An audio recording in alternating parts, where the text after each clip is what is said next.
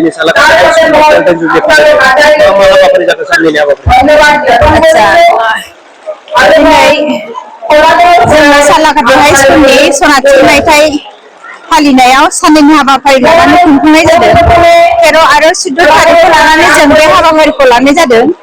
बेयाव जोंहा कालचारेलि जानानै थांबाय आरो लोगोसे बे सनाथि मायथाइ फालिनायजों सोमोन्दो लाखिनानैनो जोङो कुइज कम्पिटिशन लानाय जादों आरो लोगोसे ड्रयिं कम्पिटिशन लानाय जादों। आरोबाव जोङो डुवेल बेच आरो गुड बेच लानाय जादों। जोंना गासिबो हाबाफारिया मोजां जानानै थांबाय आरो दिनै जोंहा अपेन सेसन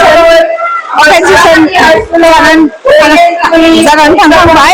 बे अपेन सेसनाव जोंहा जोंनि क'क्राझारनिनो बिटिसिनि EM देरहासार बसुमतारी सार बिबुंथि लाखिखांबाय। लोगोसे जोंहा जोंनि गेजेराव फैनानै थांखांबाय क'क्राझारनिनो MLA मानगोनां सीमा शेरलि महिलारी बिथांमोना जोंनि गेजेराव फैनानै जोंखौ जोंनि बे दिनखौ मानगोनां गोसोखांथाव खालामनानै होलांनायनि थाखाय जोङो जोबोद गोजोननाय मोनदों आरो बिथांमोननिसिम आङो स्कुलनिफ्राय जानानै गोबां साबायखर बावनाय थाबाय।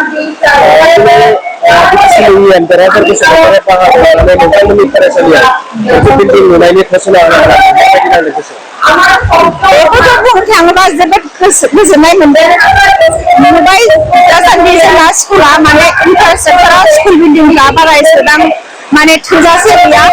आं सानो जों बे बिल्डिंखौ मोनबा आरोबाव जोंना गथ'साफोरनि इयुननि थाखाय मोजां जागोन। आरोबाव बांसिन जोङो फरायसाफोरखौ सोलोंथाइ होनो हागोन। जेखिनो जोङो नाजागोन जे बे बिल्डिंखौ थाबै मोनो आरो बे मोनबानो आरोबाव जोङो आरोबाव स्कुलनि सोलोंथाइ थासारिखौ आरोबाव माने साबसिन खालामनो हागोन होननानै आङो आसा खालामो। High school matric centre exam centre जेखौ मोननो हाबाय बेखौ लानानै बोरै मोनदों आरो बे बोरैहाय आपग्रेड खालामनो नाजादों। जोंनि बे सिगां मेट्रिक सेन्टार मोननायावबो जोंहा बे देरहासार सारनिबो गोबां बान्दारि दङ।